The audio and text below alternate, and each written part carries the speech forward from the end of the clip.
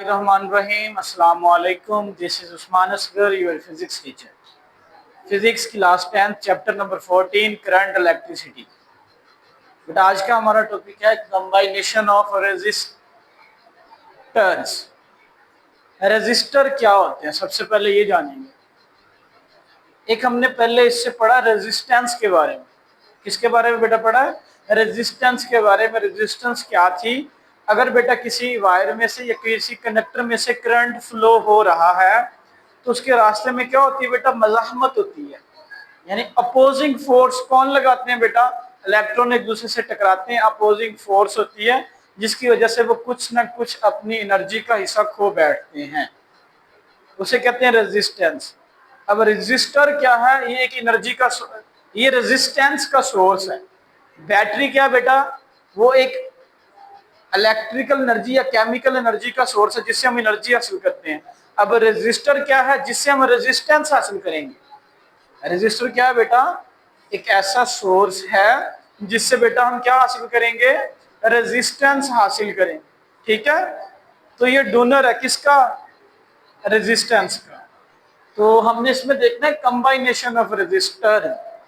हमने रेजिस्टर को कंबाइन करना है, 1 2 या 3। इसमें हम देखेंगे सबसे पहला हमारा कंबाइनेशन है सीरीज कंबाइनेशन। इस सीरीज कंबाइनेशन में क्या करेंगे? हम रेजिस्टर को सीरीज में कंबाइन करेंगे। सीरीज का क्या मतलब है? अगर बेटा हम रेजिस्टर को देखते हैं तो रेजिस्टर के 2 टर्मिनल होते हैं। कितने बेटा? 2 टर्मिनल होते हैं। लेट ये ए टर्मिनल है, दूसरा बी टर्मिनल है, और इसे हम लेट करते हैं ये आर रेजिस्टर है, R1 रेजिस्टर है, ये सिंपल आर रेजिस्टर। इसके 2 टर्मिनल है, तो सीरीज में क्या होगा? अगर ये पहला रेजिस्टर है तो दूसरा रेजिस्टर क्या होगा? इसके ये फर्स्ट एंड, ये लास्ट एंड। तो दूसरे हम रेजिस्टर क्या करेंगे? इसे इसके लास्ट एंड से क्या कर देंगे? ज्वाइन कर देंगे। तो वो क्या बन जाएगा? ये कंबाइनेशन हो रही है रेजिस्टर की। और ये कौन सी कंबाइनेशन है बेटा? सीरीज है। जैसे हमने इससे पहले वाले लेक्चर्स में इसी चैप्टर में देखा है कैपेसिटर की कंबाइनेशन। अभी हम देख रहे हैं रेजिस्टर की कंबाइनेशन। और ये कौन सी कंबाइनेशन है बेटा? सीरीज। सीरीज का मतलब है कि आपने इसके पहले रेजिस्टर के लास्ट वाले एंड से दूसरे रेजिस्टर का पहला एंड क्या कर देना? ज्वाइन कर देना। तो इसमें हमने बेटा 3 रेजिस्टर यूज किए, R1 R2 और R3। इनको कंबाइन किया और हमने बैटरी के साथ अटैच कर दिया है। रेजिस्टर क्या है? ये एक रेजिस्टेंस का सोर्स है। जब करंट इसमें से गुजरेगा तो क्या करेगा? इस पे अपोजिंग यानी ऑपोजिट फोर्स लगाएगा। किस पे बेटा? करंट पे। तो जो चार्जेस इस कंडक्टर या इस सर्किट में मूव कर रहे हैं, इन पॉइंट्स पे अपनी एनर्जी को खो देंगे, लॉस कर देंगे। तो रेजिस्टर आपका कोई और सोर्स भी हो सकता है, लाइक अ बल्ब। हम इस जगह बल्ब को लगा दे तो बल्ब में भी क्या करेंगे? इलेक्ट्रॉन जाएंगे, अपनी एनर्जी को देंगे, फिर आगे चले जाएंगे। इसका मतलब है कि बल्ब के अंदर भी क्या करते हैं? वो अपनी एनर्जी को लॉस करते हैं। और रेजिस्टर के अंदर भी क्या करते हैं? एनर्जी को लॉस कर देते हैं। तो आपने दोनों पॉइंट ऑफ व्यू से देखना है, या रेजिस्टर है या बेटा कोई भी और सोर्स है। जिससे हम लैंप समझ लें, आप कोई भी आप साउंड सिस्टम समझ लें, कोई पंखा समझ लें। ठीक है, तो अभी बात कर रहे हैं हम रेजिस्टर की। समझ आ गई? रेजिस्टर में जब इलेक्ट्रॉन फ्लो करेंगे अपनी एनर्जी को क्या करेंगे बेटा? खो देंगे वहां से। ये रेजिस्टर किस चीज का सोर्स है? रेजिस्टेंस का। तो समझ आ गई? सीरीज कंबाइनेशन में हम कैसे ज्वाइन करेंगे रेजिस्टर को। चले आगे बढ़ते हैं। तो ये R1 रेजिस्टर है, ये R2 है और R3 है। हम लेट करते हैं कि इसे V वोल्टेज की बैटरी के साथ ज्वाइन कर देते हैं। ये जर्नल है बेटा, R1 भी जर्नल है, R2 R3 हमें वैल्यूज का नहीं पता, कोई भी हो सकती है रेजिस्टेंस की, 10 माइक्रोफैरड 100 जो भी हो सकती है। अभी हमने जर्नल पोजीशन ली है इनकी, R1 R2 R3, और लेट करते हैं V वोल्टेज की बैटरी। उसके साथ हमने क्या कर दिया? कनेक्ट कर दिया। तो बैटरी के पॉजिटिव टर्मिनल से करंट फ्लो करता है और किसकी तरफ जाता है बेटा? Negative terminal. तो करंट बेटा पॉजिटिव टर्मिनल से फ्लो करके कहाँ जा रहा है? नेगेटिव टर्मिनल की तरफ। करंट इसमें से फ्लो कर रहा है। बैटरी क्या प्रोवाइड करती है? वोल्टेज प्रोवाइड करती है। क्या प्रोवाइड करती है? Voltage in the form of chemical energy. तो वोल्टेज यहां से जा रहे हैं, हमने अपने घरों में देखा है ना, वोल्टेज आ रहे होते हैं। हमारा मेन जो बोर्ड लगा होता है उस पर लिखा होता है 220 वोल्टेज। तो बाहर से वोल्टेज आ रहे होते हैं, तो बैटरी वोल्टेज प्रोवाइड करती है। और आपने याद रखना है सीरीज में हर एक रजिस्टर पर सेम वोल्टेज नहीं होते। हमारे घरों में क्या है कि बेटा अगर मेन बोर्ड पे 220 वोल्टेज आ रहे हैं, हमारे पंखे में भी 220 आ रहे हैं, हमारे बल्ब की तरफ भी 220 आ रहे हैं, हमारा जो शू है, जो पॉइंट है जहां से हम चार्जिंग लगाते हैं वहां भी क्या हो रहा है बेटा, वहां से भी 220 आ रहे हैं। फिर आगे हमने अब देखिए चार्जर तो 220 वोल्टेज को क्या करता है, अगर हम 220 वोल्टेज चार्जर को अप्लाई करें तो वो तो जल जाएगा। फिर चार्जर के अंदर कैपेसिटर लगे होते हैं, सॉरी क्या लगे होते हैं, ट्रांसफार्मर लगे होते हैं जो इस वोल्टेज को कम करते हैं। घर में हर पॉइंट पे 220 वोल्टेज आ रही होती है। वो क्योंकि हमारे घर की जो वायरिंग है जो सारी है ये पैरेलल है, ये सीरीज नहीं है, ये पैरेलल है, ये सीरीज नहीं है, लेकिन हमने रजिस्टर को सीरीज में कंबाइन किया हुआ है। याद रखना सीरीज में वोल्टेज सेम नहीं आएंगी, सीरीज में वोल्टेज सेम हर पॉइंट पे नहीं आती, पैरेलल पे वोल्टेज हर पॉइंट पे सेम रहती है। तो याद रखना है R1 पे वोल्टेज और होगी, R2 पे और होगी, R3 पे और होगी। हम लेट करते हैं कि हमारी जो बैटरी है बेटा वो 9 वोल्टेज है। कितनी है? 9। तो ये जो हमारी 9 वोल्टेज है ये सब पे डिवाइड हो जाएगी। लेट करते हैं इधर भी 3 वोल्टेज आ जाएगा, इधर भी 3 और इधर भी 3। तो देखिए 9 बैटरी तो वही है ना, सबका इन सबका कंबाइन करें तो 9 वोल्टेज बनेगी। इसका मतलब है कि हर एक रेजिस्टेंस पे वोल्टेज क्या है बेटा, अलग अलग है, चेंज है, सेम नहीं है। लेकिन यहां तो मैंने क्या बताया, सेम बताया, ठीक है। वोल्टेज डिफरेंट होगी, वोल्टेज क्या होगी, यहाँ 2 हो जाएंगी, यहाँ 3 और यहाँ 4। सीरीज में वोल्टेज डिफरेंट होंगी, करंट सेम होगा, ये बात याद रखनी है। वोल्टेज बेटा डिफरेंट होंगी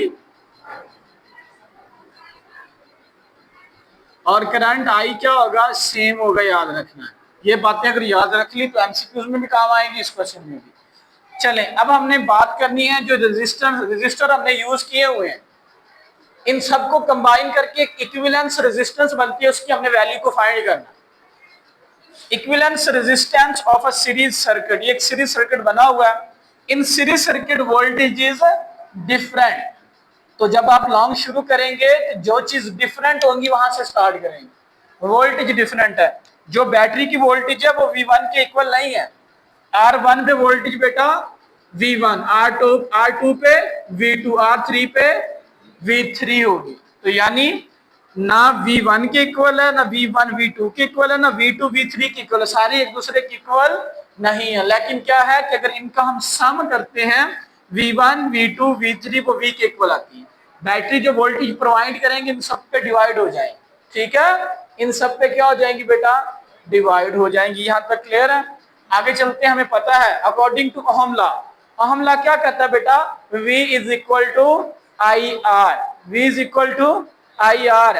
तो ये सिंपल एक general formula, V is equal to for first resistor R1 के लिए बेटा मैंने बताया तो वोल्टेज क्या होगी, V1 is equal to IR1। बच्चे पूछ रहे होंगे, बच्चे कंफ्यूज होंगे कि सर I के साथ 1 क्यों नहीं लगाया। ये देखिए इधर भी I है, इधर भी I है और इधर भी I है, क्योंकि करंट सेम है, करंट सेम है तो करंट के लिए I ही यूज करेंगे। वोल्टेज डिफरेंट है, रेजिस्टेंस डिफरेंट है, वोल्टेज डिफरेंट है, रेजिस्टेंस डिफरेंट है, वोल्टेज डिफरेंट है, रेजिस्टेंस डिफरेंट है। R1 रजिस्टर के लिए V1, R2 के लिए V2, R3 के लिए V3। तो ओहम लॉ को यूज करते हुए हमने 3 फार्मूले बनाए हैं, V1 V2 और V3। इन सारी वैल्यूज को V1 V2 V3 को हमने इक्वेशन नंबर 1 में पुट करना है, क्योंकि V1 की वैल्यू चाहिए, V2 की चाहिए, V3 की। तो नाउ 1 बिकम, V1 की जगह बेटा हमने पुट V, ये बिल्कुल वैसे ही है, आगे V1 की जगह क्या पुट किया, IR1, V2 की जगह IR2 और IR3 पुट कर दिया। करंट आई, इसमें भी करंट आई है और इसमें भी करंट आई है, तो हमने क्या ले लिया बेटा, कॉमन ले लिया। यहां बचा R1, R2 और R3 फॉर इक्विवेलेंट रेजिस्टेंस। आपको पता है ये सिंपल जनरल फार्मूला है ना, V is equal to IR। तो V किसके इक्वल होगा, आपको पता है IR के इक्वल। अगर हमने इक्विवेलेंट रेजिस्टेंस फाइंड करनी है तो V इक्विवेलेंट यानी जो सारा वोल्टेज वो किसके इक्वल होगा, R इक्विवेलेंट के। देखें जो 9 वोल्टेज अप्लाई किया सारे रेजिस्टर पर है ना, तो जो इक्विवेलेंस रेजिस्टेंस होगी वो भी R1, R2, R3 को ऐड करने से मिलेगी। इनकी जगह पे भी देखिए हमने अप्लाई किया, V1 की जगह IR1, V2 की जगह IR2, V3 की जगह IR3, तो V की जगह क्या लिखेंगे, VIRE, सिंपल। अब V की जगह क्या लिख दे, IRE। तो अब हमने सो टू बिकम V की जगह क्या लिखा, IRE। ये I और ये I बेटा हमने पहले कॉमन लिया हुआ, ये I से क्या हो जाएगा, कैंसिल हो जाएगा, तो R इक्विवेलेंट रेजिस्टेंस किसके इक्वल आ जाएगी, R1 R2 R3। इसका मतलब है ये सारी रेजिस्टेंस किसके इक्वल है, R1 R2 R3, सबको जमा करें तो वो क्या आ जाएगी, इक्विवेलेंस रेजिस्टेंस RE आ जाएगी। हम क्या करते हैं, बजाय 3 रजिस्टर लगाने के हम एक ही रजिस्टर यूज करते हैं जिसकी रेजिस्टेंस RE होगी। हम लेट करते हैं, इसकी रेजिस्टेंस 2 है, इसकी भी 2 है और इसकी भी 2 है, सबको जमा करें तो क्या बनेगा, 6। क्या बनेगी, 6 ओम रेजिस्टेंस। हम ऐसे करते हैं कि 3 हम रजिस्टर यूज नहीं करते, एक 6 ओम का ही यूज कर लेते हैं, वही काम करेगा ना जो 3 रजिस्टर कर रहे हैं। तो इसलिए कह रहे हैं R इक्विवेलेंस आप वो रजिस्टर यूज कर सकते हैं जिनकी तीनों के इक्वल क्या होगी बेटा, रेजिस्टेंस होगी।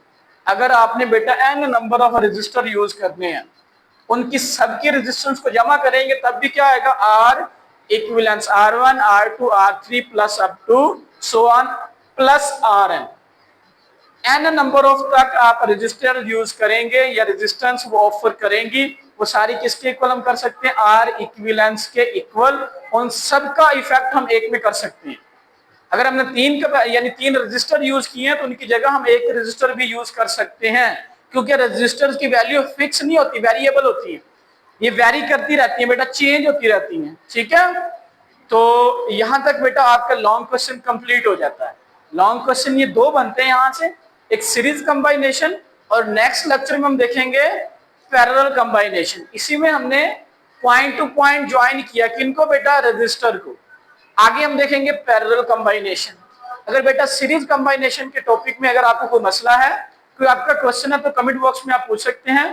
टेक केयर, अल्लाह हाफिज।